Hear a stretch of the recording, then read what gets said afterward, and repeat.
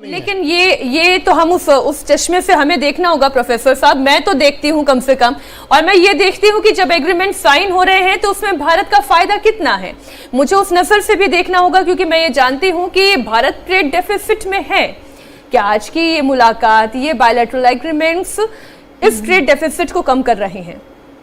देखिए, भारत और रूस का व्यापार जो है वो highly in favour of Russia है, ये हम मानते हैं। और पिछले 3-3.5 साल में जब से हम उनसे तेल खरीदने लगे हैं, वो इम्बैलेंस जो है वो और बढ़ गया है।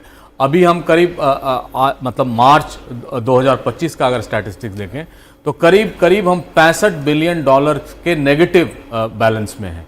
तो उसकी भरपाई करनी होगी, और तेल का डिमांड जो है वो भारत में बढ़ता ही जा रहा है। लेकिन जिस तरह से रोजनेफ्ट और लुकोइल पे सैंक्शंस लगाए हैं अमेरिका ने, उसको देखकर रूसी तेल का इस समय डिमांड घटता जा रहा है। प्राइवेट सेक्टर तो बिल्कुल नहीं खरीद रहा है।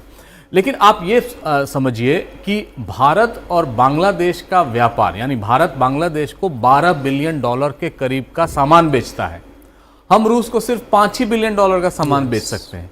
तो ये तो कहीं ना कहीं फ्लॉट ऑफ रूस, कोई बांग्लादेश से छोटा देश तो है नहीं, बहुत बड़ा देश है। उसके भी रिक्वायरमेंट जो बांग्लादेश के हैं या जो भारत के रिक्वायरमेंट है उससे कम नहीं होंगे।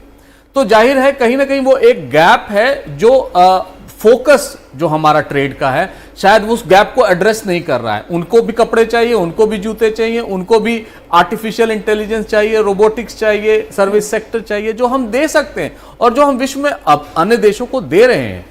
उनको भी लेबर चाहिए, और लेबर मोबिलिटी पैक्ट इस बार हुआ है कि कम से कम ब्लू कॉलर वर्कर वहां जाएंगे, क्योंकि उनके लोग कम। और आपको जानकर आश्चर्य होगा कि रूस की जनसंख्या घटती जा रही है।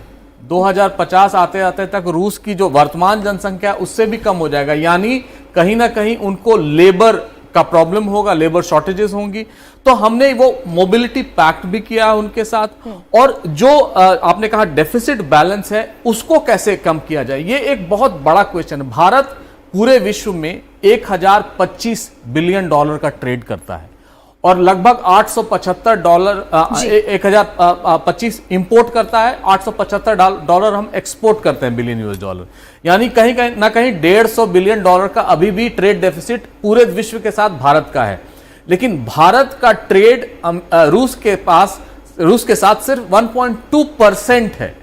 रूस का ट्रेड भारत के साथ उनके टोटल ट्रेडिंग का, एक्सपोर्ट का 1.7% है। तो इस गैप को कम करने के लिए हमें ज्यादा से ज्यादा, और 2030 का जो विजन डॉक्यूमेंट अब बना है कि हम $100 बिलियन का उनको या व्यापार करेंगे, उसमें ये सारी चीजें आएंगी। और उसी के दरमियान हम तो सिर्फ डिप्लोमेटिक रिलेशन देख रहे हैं। 7 मिनिस्टर आए, राष्ट्रपति पुतिन आए, रोजाटोम के चीफ आए, उनकी सेंट्रल बैंक की गवर्नर आई।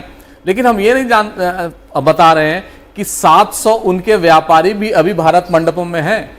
800 हमारे व्यापारी हैं, वो भी तो वहां मिलेंगे। 3:40 पर ये एक मुलाकात भी होनी है। हाँ। ये डिस्कशन भी होना है, इसमें कोई दो राय नहीं कि जब दो देश साथ साथ मिलकर आगे बढ़ते हैं तो दोनों ही देशों का विकास होता है। हाँ, इस दौर में हो सकता है कभी कोई थोड़ा आगे होगा, कोई थोड़ा पीछे होगा, लेकिन ये पैरेलल कैसे मूव हो सकता है, सारी तैयारी और सारी मेहनत ही इसी बात की है।